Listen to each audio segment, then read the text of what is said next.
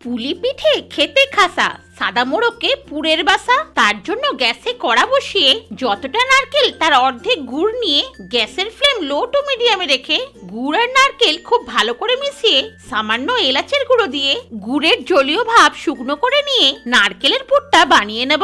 গ্যাসে কড়া বসিয়ে 2 কাপ জল দিয়ে পরিমাণ মতো নুন দিয়ে ভালো করে মিশিয়ে জল ফুটতে শুরু করলেই 2 কাপ চালের গুঁড়ো দিয়ে ভালো করে মিশিয়ে গ্যাস বন্ধ করে ঢাকা দিয়ে 10 মিনিট পর ঢাকা খুলে অন্য পাত্রে ঢেলে ভালো করে মাখিয়ে লেচি কেটে নিলাম। একটা করে লেচি নিয়ে সাইডটা এইভাবে চেপে বাটির মতো করে নিয়ে বেশি করে নারকেলের পুর দিয়ে আঙ্গুল দিয়ে চেপে এইভাবে মুখটা চেপে বন্ধ করে আঙ্গুল দিয়ে চটপট একটা ডিজাইন করে নিলাম।